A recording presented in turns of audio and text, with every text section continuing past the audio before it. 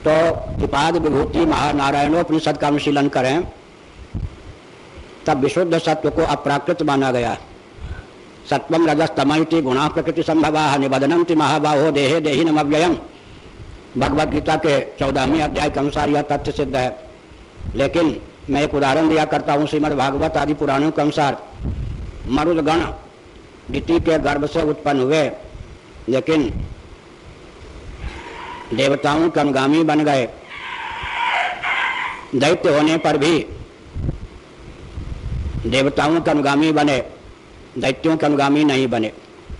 इसी प्रकार पंचदशी नामक ग्रंथ का अनुशीलन करें तो जो विशुद्ध सत्व है वह क्या करता है?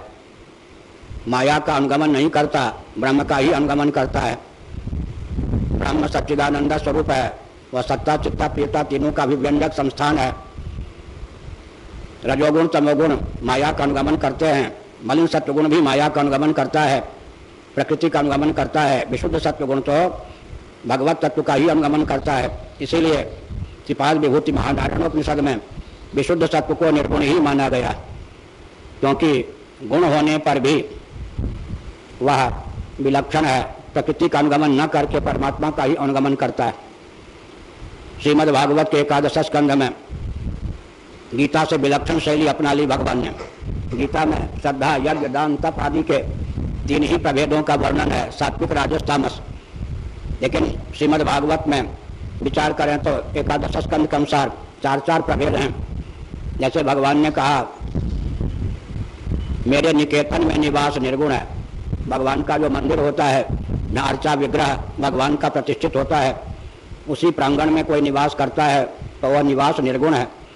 अब निर्गुण निवास तो नहीं बन सकता, लेकिन निर्गुण भेद किया है भगवान ने। 11 स्कंध भागवत में 4 विभाग किए गए, तामस राजस सात्विक और निर्गुण। तो वहाँ पर विशुद्ध सत्व के लिए ही निर्गुण शब्द का प्रयोग किया गया। निर्गुण भक्ति में भी विशुद्ध सत्व के योग से निर्गुण भक्ति शब्द की निष्पत्ति हुई है, ऐसा मानना चाहिए। क्योंकि निर्गुण का ही अनुगमन विशुद्ध सत्व करता है, प्रकृति का अनुगमन नहीं करता। प्रकृति क्या है? जो भगवान है ठीक उससे विलक्षण। असत्ता की अभिव्यक्ति बंध्यापुत्र इत्यादि के माध्यम से होती है, और जो जड़ है प्रकृति सत्वगुण रजोगुण तमोगुण की दृष्टि से विचार करें, काष्ठ इत्यादि के माध्यम से जड़ता अचित्ता की अभिव्यक्ति होती है। इसी प्रकार तमोगुण के माध्यम से अचित्ता की अभिव्यक्ति होती है, जड़ता की अभिव्यक्ति होती है। रजोगुण के माध्यम से दुख की अभिव्यक्ति होती है। इसका मतलब क्या है? असच्चिदानंद रूपता प्रकृति की सिद्ध है। असत्ता की अभिव्यंजकता बंध्यापुत्र आदि में है, काष्ठ इत्यादि में है। जड़ता की अभिव्यंजकता है, दुख की अभिव्यंजकता रजोगुण में है। तमोगुण के द्वारा जड़ता की, रजोगुण के द्वारा दुख की। और सत्वगुण जो होता है वो क्या करता है?